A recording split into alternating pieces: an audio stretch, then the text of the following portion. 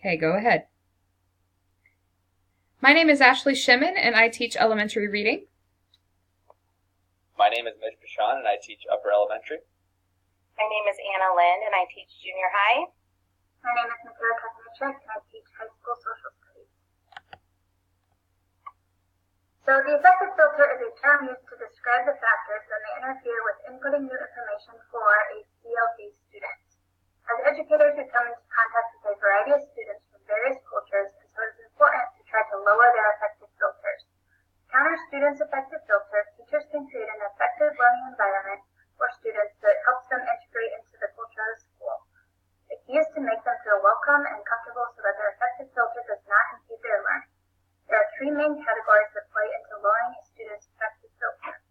In order to lower a student's affective filter, teachers should work to increase motivation, boost self-confidence, and lower their anxiety.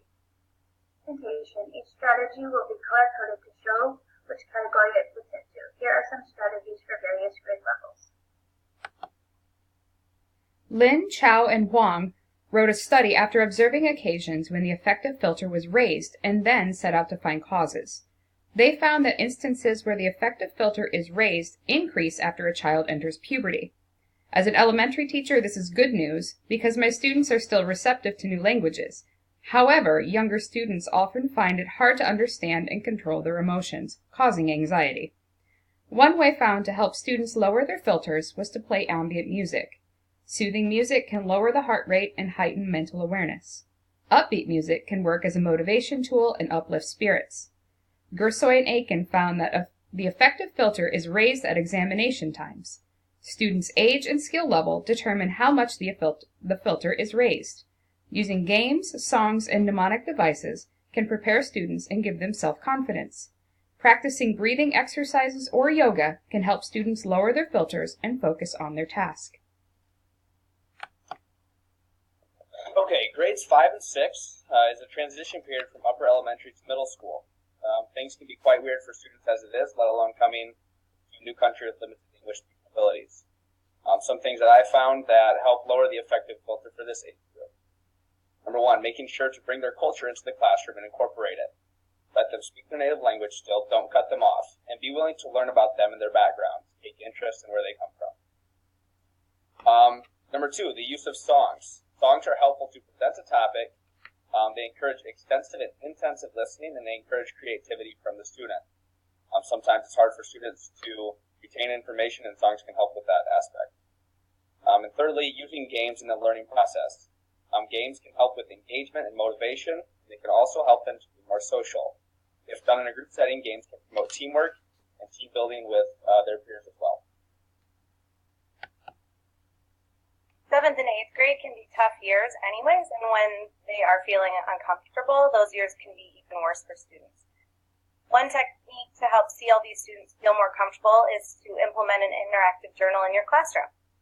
Interactive journals can decrease anxiety by allowing students to have a safe place to ask questions and make clarifications privately.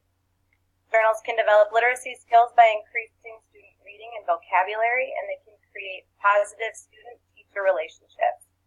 Teachers and students can establish strong relationships by journaling back and forth. Furthermore, that journaling can help establish meaningful communication through their writing. CLD students can express their feelings and write about anxieties that they may be having at school and at home.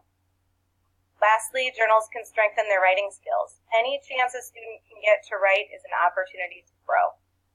Secondly, another opportunity to help CLD students feel comfortable is by establishing a buddy system at your school. Buddies can reduce fears and anxieties by helping students learn basic locker, schedule, and class routines. And buddies are also safe people to sit with at lunch and to hang out with at recess. If your school wants to take the buddy system to another level, they could offer older bilingual students the opportunity to be a buddy to a younger student that may be newer to the building. This would offer the older student the opportunity to feel important and give them a responsibility, making them be able to feel proud of themselves, and they would also be able to help younger students feel more comfortable in their new school. One of the strategies that would work well with high schoolers is sharing out. To do this, the teacher would walk around and share model answers.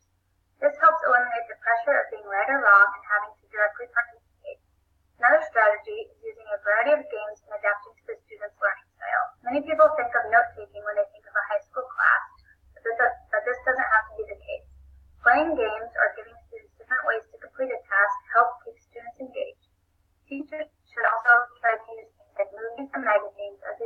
equally enjoy outside of class, so boredom will be less likely.